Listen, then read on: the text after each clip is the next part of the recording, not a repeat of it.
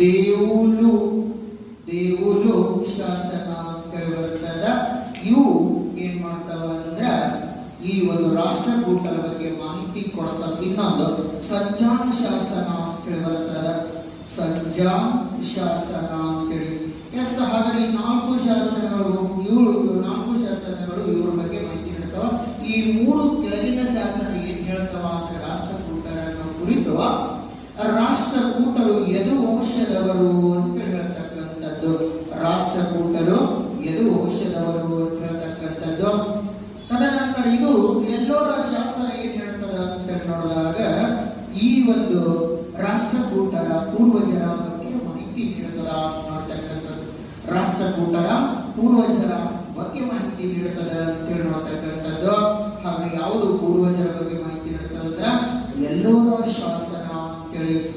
ಈ ರಾಷ್ಟ್ರಕೂಟರು ತಮ್ಮನ್ನು ತಾವು ಏನೆಂದು ಕಳೆದುಕೊಂಡಾರ ಅಂತೇಳಿ ಪ್ರಶ್ನೆ ಕೇಳುತ್ತಾರ. ಹಾಗೆ ತಮ್ಮನ್ನು ತಾವು ರಾಷ್ಟ್ರಕೂಟರು ಏನೆಂದು ಕಳೆದುಕೊಂಡಾರ ಅಂತ ನೋಡಿದಾಗ ಲಟ್ಟಲೂರಿನ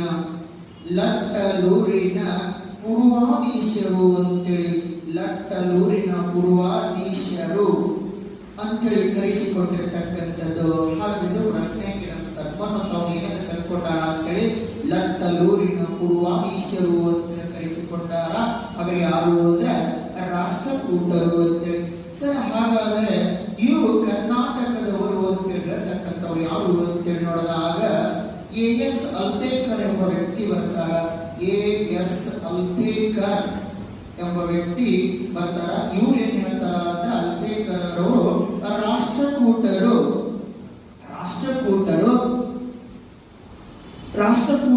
ಕರ್ನಾಟಕದವರು ಅಂತ ಹೇಳ್ತಕ್ಕಂಥದ್ದು. ಎಸ್ ಅಲ್ತೇಕರ್ ಅವರು ಅಂತೇಳಿ ಬರ್ತಾರ. ಇವರು ರಜಪೂತರು ಅಂತ ಹೇಳ್ತಕ್ಕಂಥದ್ದು. ಬಟ್ ಅವ್ರು ಯಾರೇ ಇಲ್ಲಿ ನಮಗೆ ಬೇಕಾಗಿದೆ ಅಂದ್ರೆ ಕರ್ನಾಟಕದ ಮೂಲದವರು. ಇವರು ಕನ್ನಡಿಗರು, ಕರ್ನಾಟಕದಲ್ಲಿ ಆಳ್ವಿಕೆ ಮಾಡ್ಯಾರ. ಅದಕ್ಕಾಗಿ ನಾವು ಕರ್ನಾಟಕದ ಇತಿಹಾಸದಲ್ಲಿ ಅಧ್ಯಯನ ಮಾಡಬೇಕಾಗ್ತಕ್ಕಂಥದ್ದು. ಹಾಗಾದ್ರೆ ಯಾರ ಬಗ್ಗೆ ಅಂದ್ರೆ ಆ ರಾಷ್ಟ್ರಕೂಟರ ಬಗ್ಗೆ ನೋಡ್ರಿ. ಹಾಗಾದ್ರೆ ಈ ರಾಷ್ಟ್ರಕೂಟರ ಅರಸರುಗಳು ಬರ್ತಕ್ಕಂಥದ್ದು. ಹಾಗಾದ್ರೆ ಯಾರ್ಯಾರು ಅಂತೇಳಿ ನೋಡಿದಾಗ ಇವರು ಅಂತೇಳಿ ಒಂದೆದ್ದು ನೋಡಿದಾಗ ದಂತಿ ದುರ್ಗ ಅಂತೇಳಿ, ದಂತಿ ದುರ್ಗ ಅಂತೇಳಿ ವ್ಯಕ್ತಿ ಬರ್ತಾನೆ. ಈ ದಂತಿ ದುರ್ಗ ಎಂಬ ವ್ಯಕ್ತಿಯನ್ನ ಗಮನಿಸಿದಂತಹ ಸಂದರ್ಭದೊಳಗೆ ಯಾವಾಗ ಅಧಿಕಾರಕ್ಕೆ ಬಂದರು ಅಂತೇಳಿ ನೋಡಿದಾಗ ಕ್ರಿಸ್ತ ಶಕ 735 ಅಧಿಕಾರಕ್ಕೆ ಬಂದು 756ರವರೆಗೆ ಅಧಿಕಾರದಲ್ಲಿದ್ದಾನ ದಂತಿ ದುರ್ಗ ಅಂತಕ್ಕಂಥದ್ದು. ಈ ದಂತಿ ದುರ್ಗ ಅಂತೇಳಿ ನೋಡಿದಾಗ ರಾಷ್ಟ್ರಕೂಟರ ಪ್ರಥಮ ದೊರೆಯ